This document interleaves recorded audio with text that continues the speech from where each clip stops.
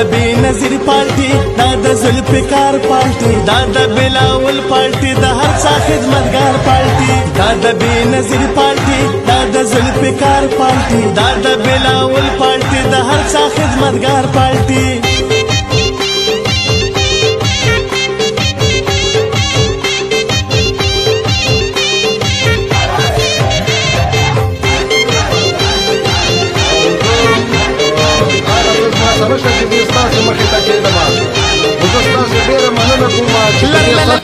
په دې اخلۍ کې تاسې زما د غریب کور لرالی نو ډېره شکریا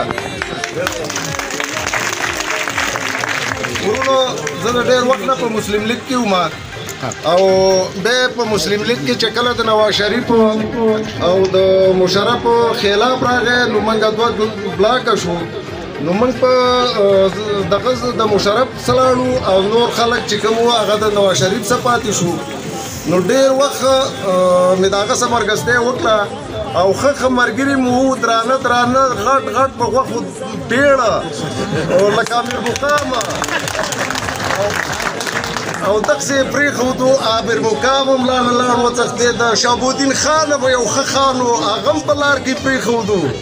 نو زما ډېرو ملګرو او ډېرو تنظیمونو په ما پسې کوشش کاوه چې زموږ سره شمولیت وکړي خو زما خپل ضمیر دا و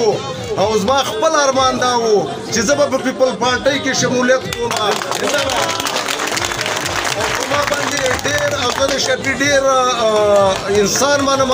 چې ډېر کوشش یې زما سره د ورورۍ وکړه ډېره منډه راسه وواله او زه په پیپل پارټۍ کې په شمولیت کې شریک کړم او د اقبال هم زه ډېره شکریه ادا کوم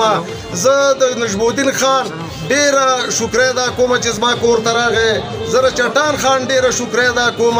زه د نورو میلمنو څوک چې راغلي دي زما د دې علاقې خلک چې څوک دي بخبیدار خان دی د ټولو زه شکریه ادا کوم او ورونو زما نن دغه خوشحالي وه چې ما په پیپل پارټۍ کې شمولیت وکړ دا پیرا د پیپل پارټۍ په حکومت کې د بېنظیر انکم سپورټ پروګرام تخت به هر سړي ته 15,000 روپۍ میاشت ملاوېږي سروې به هم ملاوېږي او نوره سروې به کېږي نور غریبان به هم لیکي زما پارټۍ اعلان کړی چې د چا سره د بېنظیر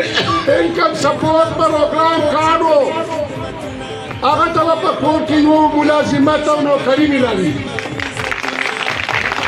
زما پارټۍ اعلان کړی چې غریب سړي ته د بېنظیر صحت کارت مطابق د هغې علاج به پرې کېږي د هغه بچو ته ماشومانو ته د سبق ویلو دپاره دا غوږي واخیسته دا بنیادي د پیپل پارټۍ منشورو موږ به چغې والې په دې لارو کوڅو کې چې بېنظیر انکم سپورټ پروګرام کې دغه پیسې یوازې نه دي په دې کې 3 ایټمه دي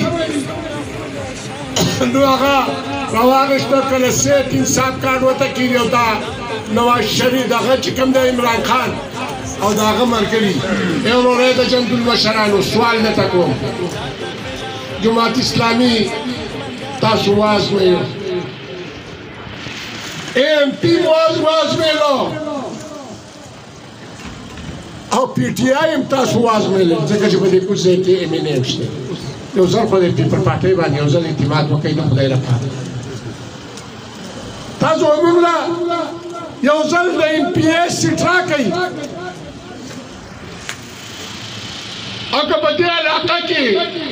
څه مشکل پاتې شو نو موږ ستاسو ذموار یو د لاندې نمونې شفقت ځان د پڅه سمون خراب یو او څه تاسو موږ ته په ښه نظر نه ګورئ چې بس هغه شی زموږ ټول راز راوړاندې کېږي نه نو انشاءالله زه بیا هم راځم